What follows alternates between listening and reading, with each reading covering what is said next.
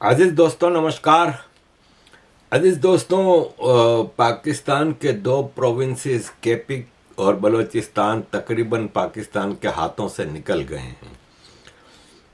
ये इतनी बड़ी आर्मी, इतना ड्रामा इनका, इनसे अपने दो प्रोविंसेस संभाले नहीं जाते। केपी में टीटीपी ने इनका बाजा बजाया हुआ है और ये किसी तौर टीटीपी का मुकाबला नहीं कर सकते। लेकिन अभी जो कल से मुसलसल बलूचिस्तान का जो हाल है, उसने सारे पाकिस्तानियों को की बत्ती गुल कर दी है। देखें, बलूचिस्तान में पाकिस्तान आर्मी की रिट बिल्कुल भी नहीं रही है। लेटेस्ट सिचुएशन ये है कि बलूचिस्तान के क्रांतिकारियों ने लगातार मुख्तलिफ जगहों पे हमले किए हैं और एक शहर जो कि बलूचिस्तान का कैपिटल है क्वेटा, वो सिर्फ पाकिस्तान की आर्मी के कंट्रोल में था। वहाँ भी कल से मुसलसल हमले हो रहे हैं और क्वेटा के तकरीबन इलाके बलूचिस्तान क्रांतिकारियों के कब्ज़े में आ गए हैं। अजीज़ दोस्तों, मसला ये है कि क्वेटा छावनियों का शहर कहलाता है, कंटोनमेंट का शहर कहलाता है। वहाँ पे आर्मी की इतनी कंटोनमेंट्स हैं। क्वेटा स्ट्रैटेजिकली एक बहुत ही इम्पोर्टेंट शहर है।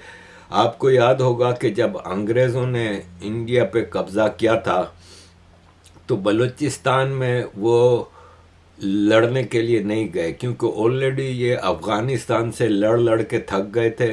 तो इसलिए बलूचिस्तान एक माउंटेनियस एरिया है और उनको, अंग्रेज़ों को बलूचिस्तान में क्वेटा शहर की ज़रूरत थी, जो कि वेरी स्ट्रेटेजिक पोजीशन है कि ईरान और अफ़गानिस्तान से करीब शहरों में से ये सबसे बड़ा शहर है।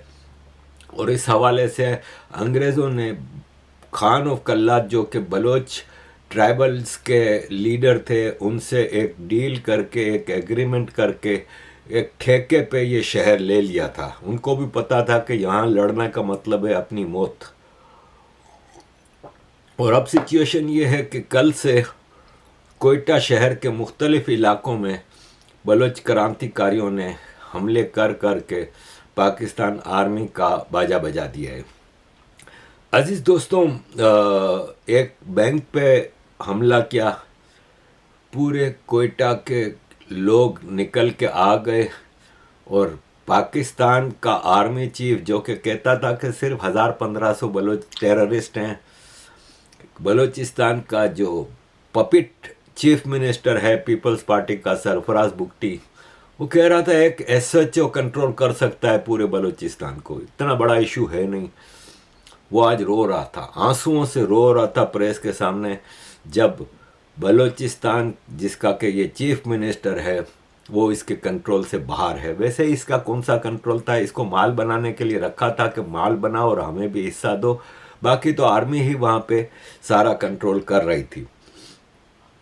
तो आर्मी ये सोच रही थी कि बलोच पब्लिक इनको सपोर्ट नहीं करेगी। पूरा बलूचिस्तान का एक एक आदमी इस वक्त क्रांतिकारियों को वेलकम कर रहा है, इनका स्वागत कर रहा है और इनके आगे पीछे घूम रहा है और नारे लगा रहा है आज़ाद बलूचिस्तान के।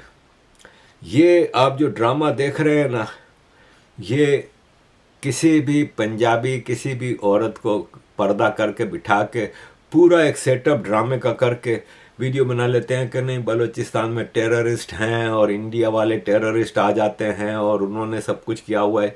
इस तरह के ड्रामे करके ये अपने पाकिस्तान के पंजाबियों और कराची के मुहाजिरों की आंखों में तो धूल झोंक सकते हैं, बाकी पाकिस्तानी इन पे बिलीव नहीं करते।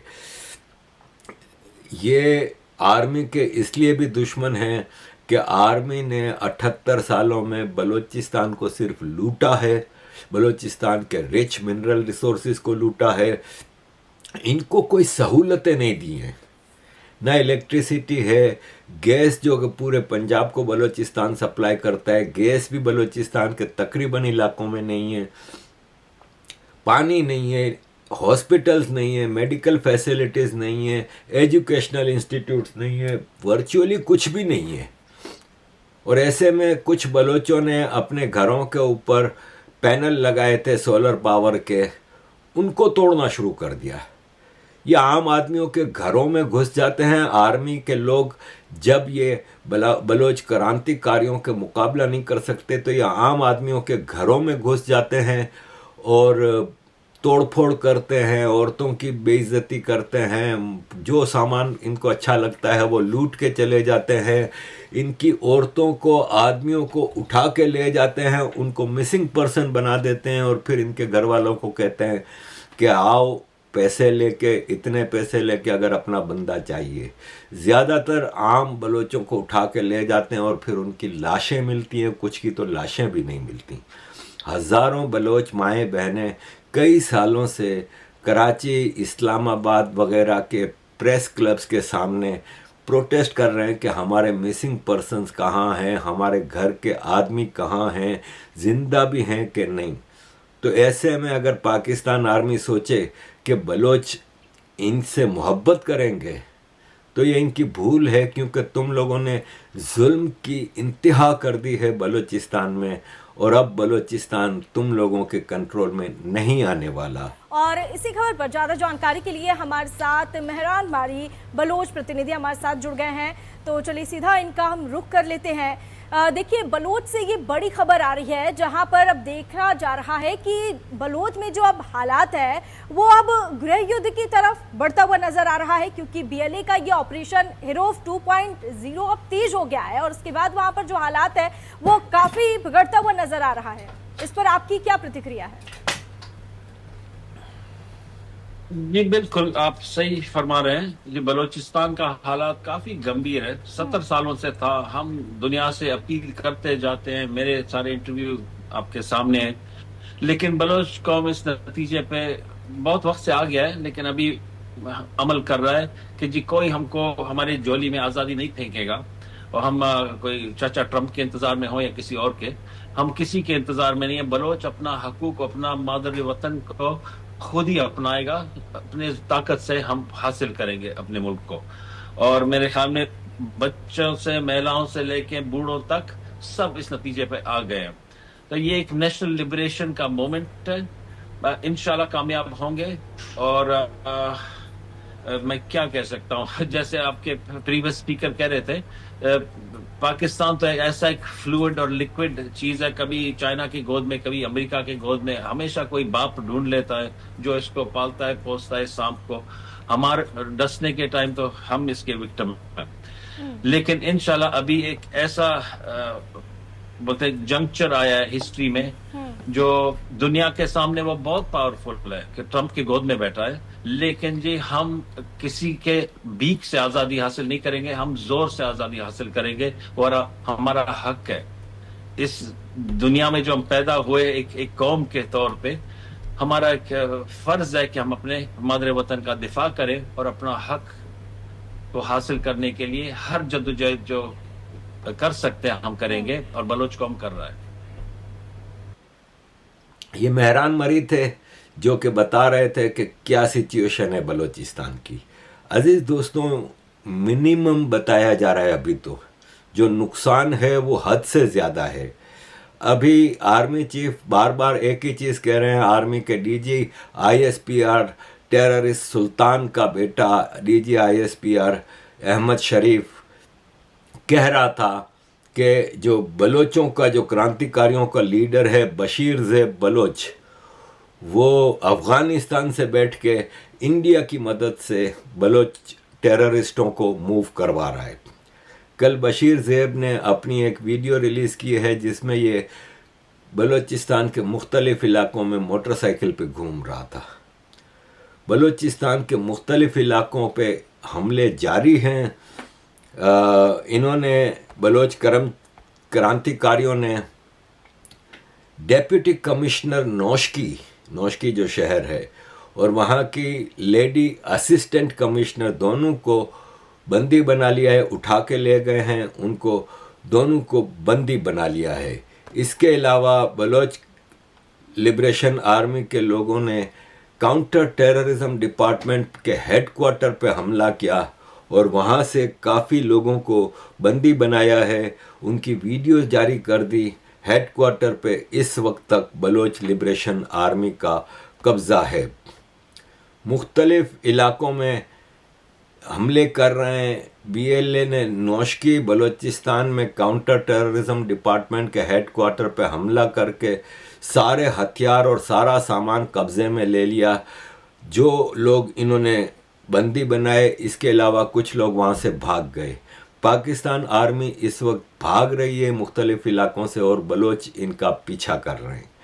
अजीज़ दोस्तों, दूसरी तरफ पाकिस्तान आर्मी मुसलसल प्रेस रिलीज इशू कर रही है कि हम टेररिस्टों को मार रहे हैं, 40 मार दिए, 56 मार दिए, इतने मार दिए, उतने मार दिए। जबकि सिचुएशन ये है कि बलोच कर्मचारी, बलोच क्रांतिकारी पूरे बलोचिस्तान में इस वक्त अपनी अथॉरिटी कायम किए हुए हैं और पूरा एक कोऑर्डिनेटेड अटैक जारी हैं। 47 सिक्योरिटी के आर्मी के आदमी, पाकिस्तान आर्मी के 47 फौजियों को और ऑफिसर्स को तो एक ही जगह मार दिया है और मुख्तलिफ जगहों से इनके मारे जाने की मुसलसल इत्तला आ रही हैं। अगर आप ये समझते हैं कि आप बलूचिस्तान को, बलोचों को आज़ादी हासिल करने से रोक लेंगे तो आपकी भूल है। ये कह देने से मामला ख़त्म नहीं हो जाता कि फितनाए हिंदुस्तान हैं, इंडिया के बैक टेररिस्ट हैं। मैं आपको बता दूं कि हम बलोचों की सबसे बड़ी बदकिस्मती ही यही है कि जिनका इल्ज़ाम इन पे लग रहा है कि वो मदद कर रहा है, यानी इंडिया, वो बिल्कुल भी मदद नहीं कर रहा।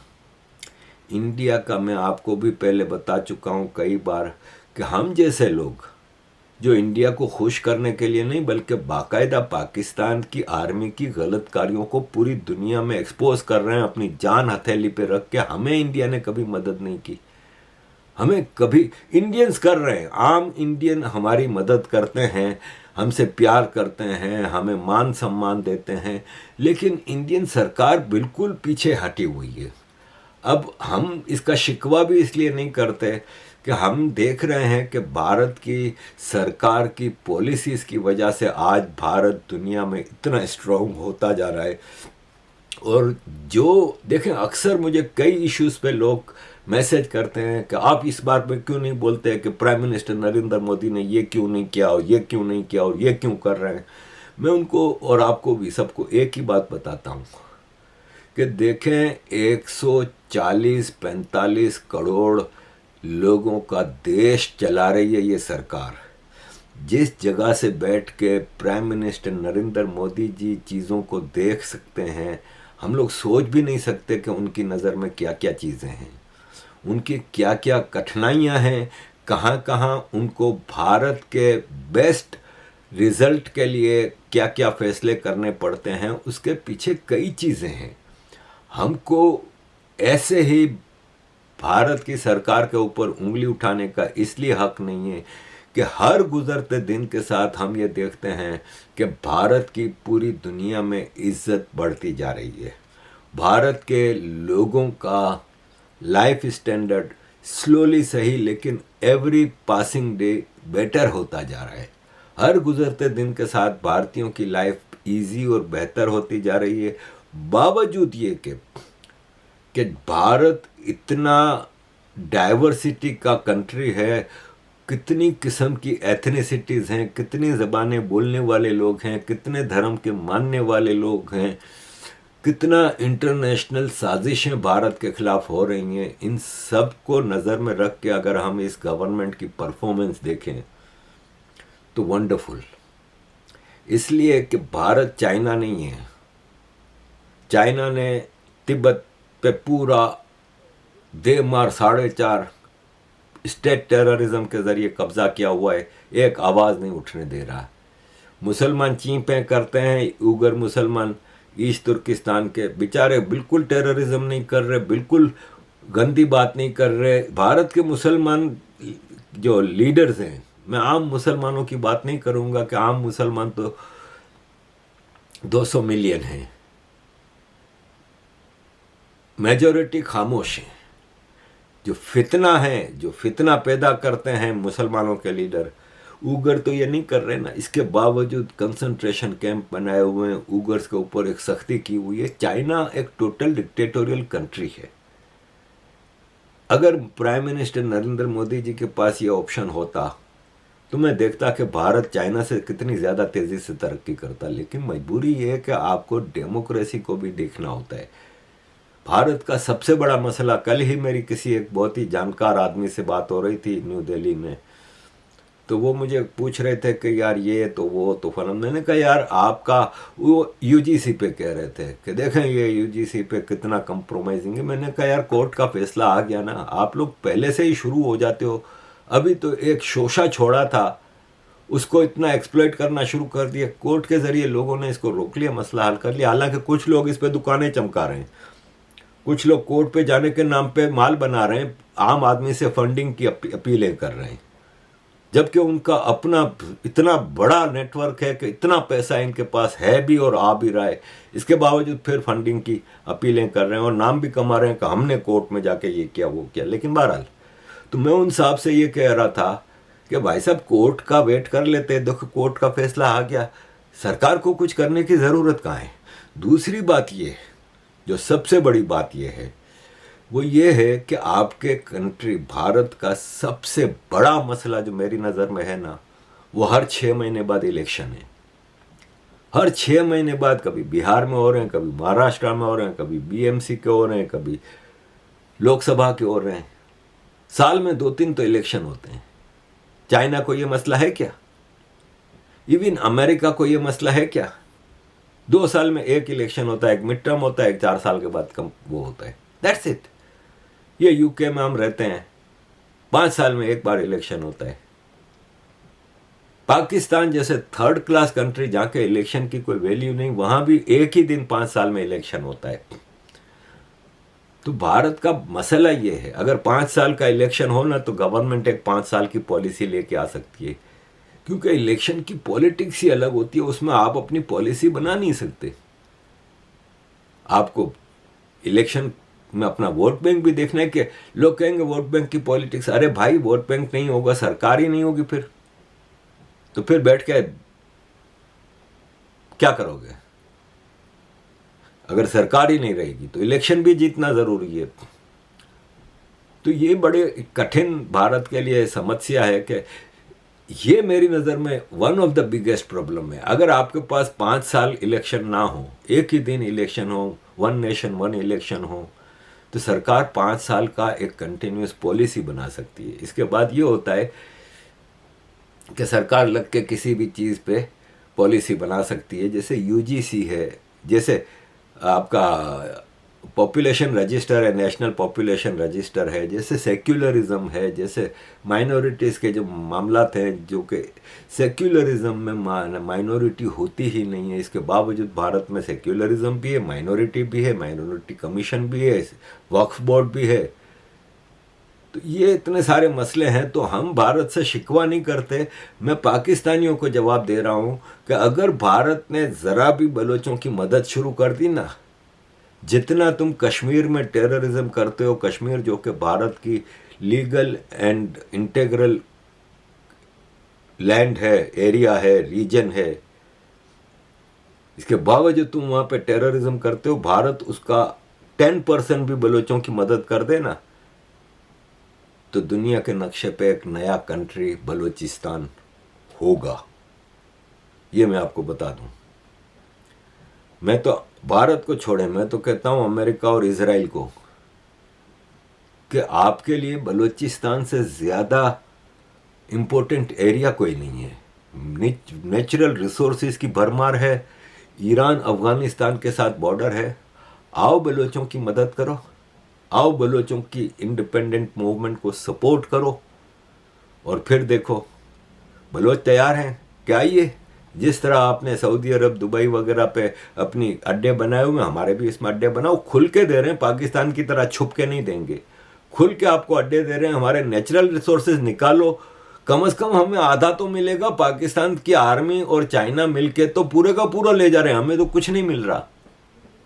आप हमें आधा दो, फिर देखें कि हम अगर दुबई कुवैत कतर की तरह तरक्की ना करें तो, और आपके लिए भी आसान होगा। खुल के आप अड्डे बनाओ यार, आपको कौन मना कर रहा है। ये अब इजराइल और अमेरिका को सोचने की बात है कि पाकिस्तान की आर्मी में अब कुछ नहीं रखा कि आप कब तक इस थकी हुई इस नपुंसक आर्मी को सपोर्ट करोगे जो सिर्फ माल बना रही है।